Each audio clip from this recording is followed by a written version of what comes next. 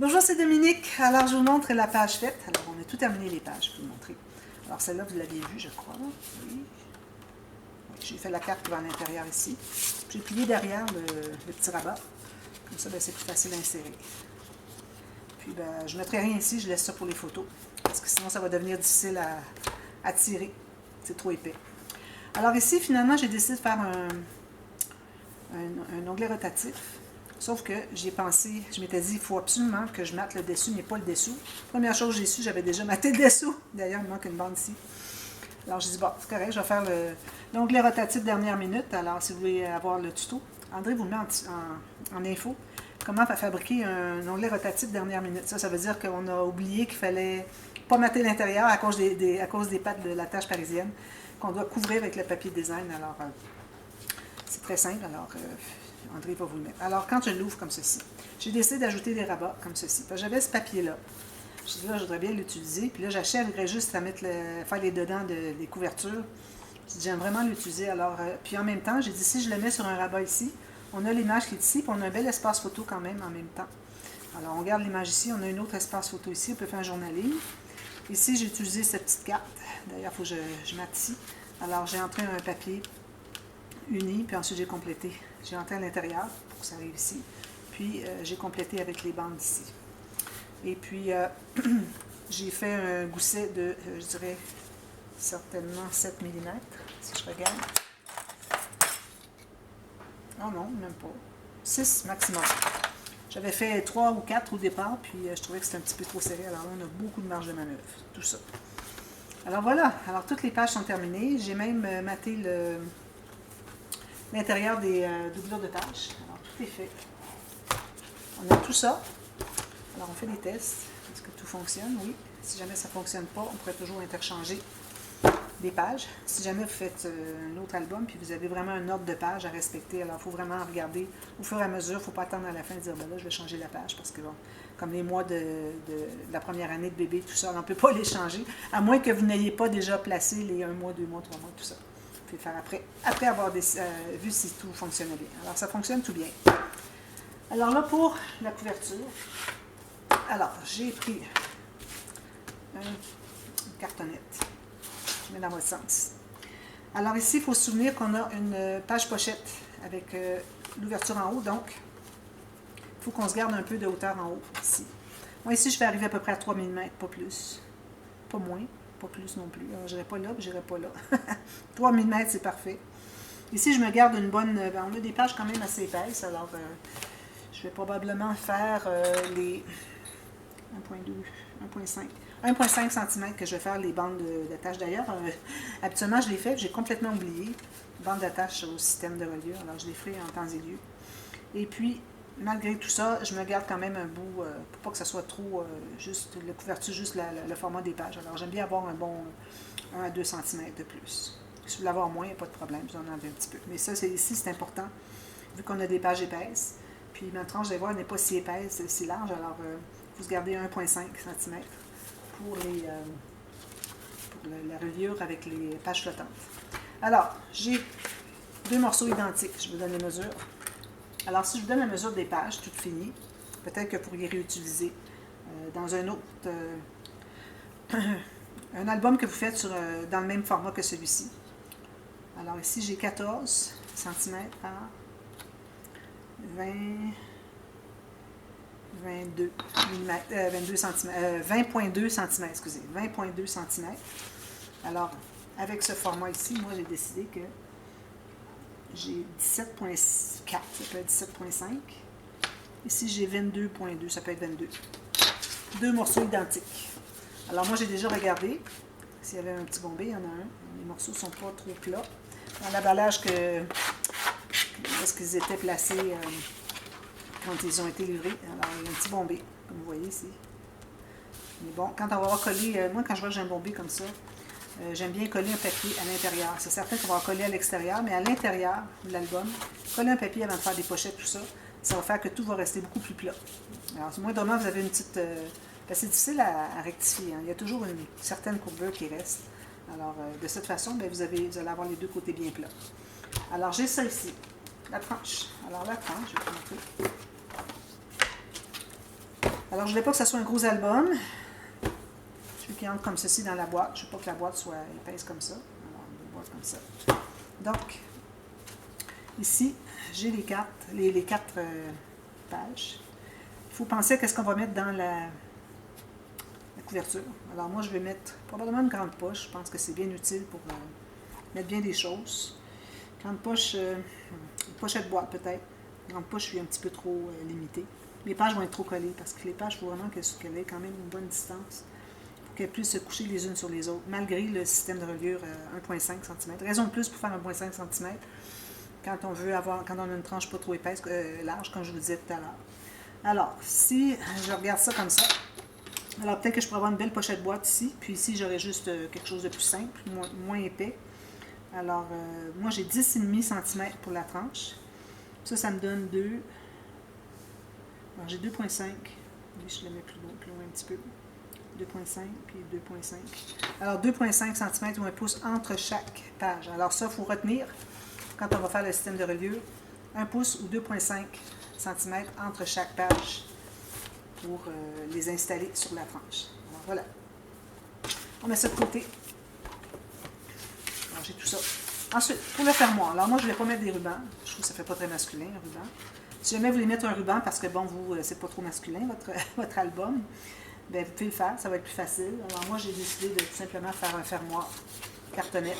Donc, il va fermer comme ceci et ceci. Alors là, je me trouve à avoir, d'ailleurs, il faudrait que j'en enlève, j'ai trop large. Le fermoir ici, je vais faire un tout petit peu plus étroit. Si je regarde mes pages quand elles sont comme ça. Alors, où est-ce que le fermoir va arriver ici? Alors, quand même qu'on a une tranche épaisse. Alors, les pages vont être installées comme ceci. Mais là où est-ce que les pages tombent, on n'a pas besoin d'avoir aussi large. Mais il ne faut pas oublier d'avoir qu'on va avoir une pochette boîte dans le couvert avant, puis une autre interaction. Et puis, on ne voudrait pas les avoir trop fermées comme ça. Alors, moi, je vais aller peut-être ici. Donc, ça me donne 3 cm, j'ai 6,5 cm. Je vais peut-être en donner un tout petit peu plus, juste pour être certaine que j'ai pas été trop juste. Oh, j'ai pas pris la bonne lame pour ça. Excusez. C'est que celle-là, c'est une nouvelle lame pour mes tapis. Je vais pas l'utiliser pour mes cartonnettes. Je reprends. Donc, j'ai ceci, fermoir. Regardez, ça donne tout ça. C'est parfait. Parce qu'on ne veut pas que les pages soient écrasées quand on ferme, parce que ça va vouloir s'ouvrir. Parce qu'il va y avoir des aimants qui vont fermer tout ça. Alors, finalement, j'ai 7 cm tout juste. Alors, j'ai ma tranche de 10,5 et ici, j'ai 7, comme ceci. Alors, quand l'album va être fermé, ça va pencher. Parfait. Alors, ça, ce sont les 5 morceaux. Est-ce qu'il y a mon autre petit morceau? Il est ici, fermoir. Puis, un petit peu, il manque un morceau. Fermoir, tranche. Ah, il est ici, regardez. Alors, un autre morceau. Ça va être pour le fermoir qui va... Alors, on a les pages ici. On a le fermoir ici. Ça, c'est sur le dessus, qui va se rabattre sur le dessus. Je l'ai fait quand même assez haut, parce que je ne veux pas avoir une petite bande de rien. Puis je trouve que ça fait bien.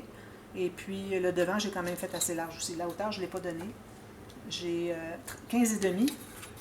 Lui aussi 15,5. Puis j'ai 5,5 pour le fermoir. On a l'espace pour mettre quelque chose de joli, alors qu'il ne faut pas l'avoir trop petit. Et puis aussi,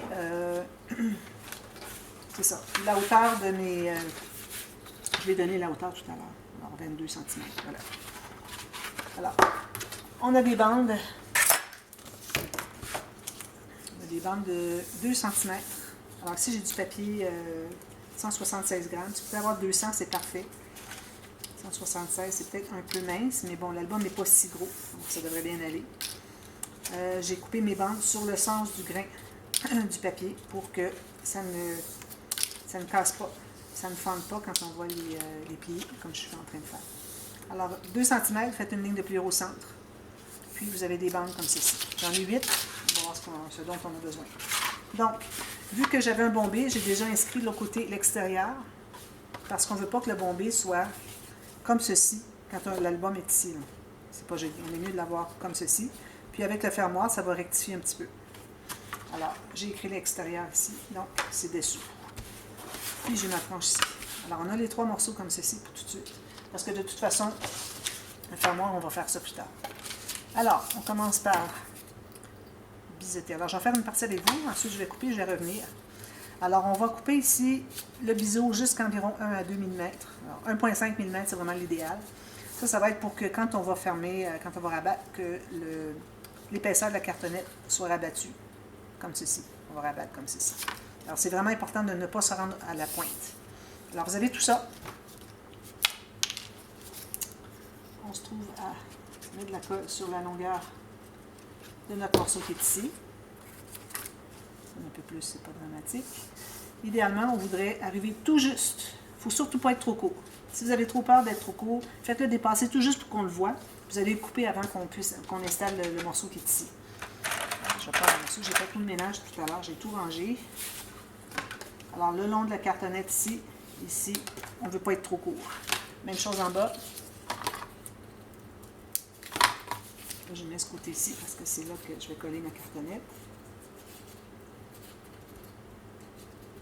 Alors, c'est beaucoup de répétition, mais qu'est-ce que vous voulez? C'est la même chose qu'on refait, alors on n'a comme pas le choix que de répéter.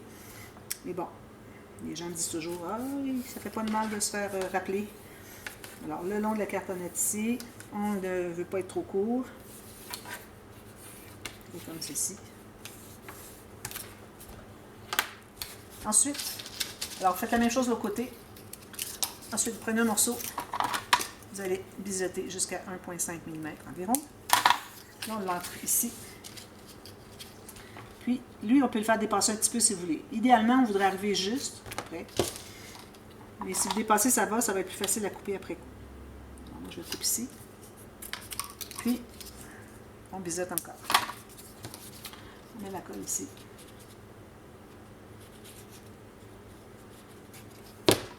Et on installe ici. Si jamais vous avez dépassé, c'est le temps de couper avant d'installer ce morceau-là. Parce que sinon, vous n'arriverez pas à rabattre.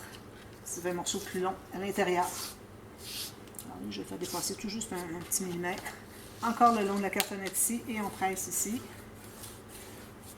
Ensuite, alors là, j'avais parlé du faux cuir, de la cuirette que je devais mettre.